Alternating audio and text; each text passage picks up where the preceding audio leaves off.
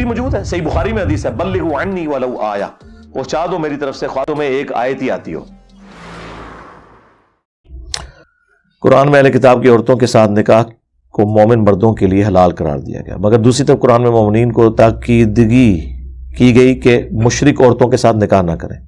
جی وضاحت میں نے اس کی کافی دفعہ کی ہے میرے بھائی۔ قرآن بت پرست مشرک اور اہل کتاب مشرک میں فرق کرتا ہے۔ سورۃ البقرہ میں آیا نا کہ آپ نکاح نہیں کر سکتے مشرکہ کے ساتھ، لیکن سورہ المائدہ فائنل سورت ہے۔ سورہ بقرہ تو غزوہ بدر کے فوراً بعد نازل ہوئی ہے نا، سورہ مائدہ جو ہے وہ شریعت محمدیہ کے فائنل احکامات ہیں۔ سورہ مائدہ کی کسی شرعی حکم کو کوئی اور سورت کی کوئی آیت منسوخ نہیں کرتی، سورہ مائدہ ہی فائنل ہے۔ سورہ مائدہ میں سٹارٹ ہی میں اللہ تعالیٰ نے فرما دیا آج کے دن تمہارے لیے اہل کتاب کا کھانا بھی حلال کر دیا گیا ہے جو ذبیحہ ہو اللہ کے نام کا، ان کی عورتیں بھی حلال ہو گئی۔ لہٰذا سورۃ البقرہ کی جو وہ آیت تھی کہ مشرک مرد و عورت کے ساتھ مسلمان نکاح نہیں کر سکتے، اس میں ایک ایکسیپشن قرآن میں آ گئی کہ اگر وہ مشرک آسمانی مذہب کا ماننے والا ہے، یعنی جیوز اور کرسچنز میں سے ہے، تو اس کی اللہ نے قرآن میں اجازت دے دی۔ فائنل سورت سورۃ المائدہ ہے۔ ویسے تو یہ ناسخ و منسوخ نہیں ہے، یہ ایکسیپشن ہے، وہ حکم آج تک باقی ہے کہ مشرک کے ساتھ نکاح نہیں ہوگا، لیکن اس مشرک سے مراد ادر دین اہل کتاب ہے۔ ایک صحابی کا تفرد ہے اس میں، عبداللہ بن عمر کا۔ وہ بخاری میں آتا ہے کہ عبداللہ بن عمر یہ کہتے تھے میرے نزدیک اس سے بڑا کوئی شرک نہیں کہ کوئی عیسیٰ ابن مریم کو اللہ کا بیٹا کہے، لہٰذا وہ اہل کتاب عورت کے ساتھ نکاح کو بھی حرام سمجھتے تھے سورہ البقرہ کی آیت کی وجہ سے، لیکن یہ اجماع صحابہ کے خلاف ہے۔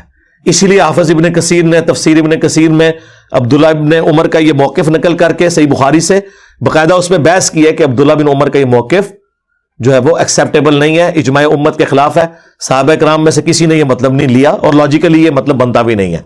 یہ عبداللہ بن عمر کو یہ بات پتہ ہونی چاہیے تھی، یقیناً انہیں پتہ ہوگی، اوور لک ہو گئی کہ اگر قرآن یہود و نصارہ کے شرک کا ذکر خود کر رہا تھا، لقد کفر الذین قالوا ان اللہ هو المسیح ابن مریم اور لقد کفر الذین قالوا ان اللہ ثالث ثلاثہ، تو قرآن تو خود مان رہا تھا کہ جیوز اور کرسچن شرک کر رہے ہیں، اس کے باوجود اللہ تعالیٰ نے جیوز اور کرسچنز کی عورتوں کے ساتھ نکاح کی اجازت دی، تو مراد یہ کہ وہ اہل کتاب مشرک ہے۔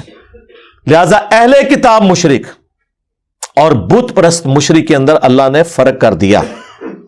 اسی لیے میں کہتا ہوں کہ مسلمانوں تم بھی جو کلمہ گو مشرک ہے اور جو کافر مشرک ہے ان میں فرق کرو۔ اللہ نے اتنا بڑا فرق کر دیا، مشرک تو دونوں تھے لیکن اللہ نے ان کی عورتوں کے ساتھ نکاح کی اجازت دے، یعنی یہود و نصارہ کی بچیوں کے ساتھ نکاح کی اجازت ہے، ہاں سنی کسی شیعہ بچی کے ساتھ نکاح نہیں کر سکتا۔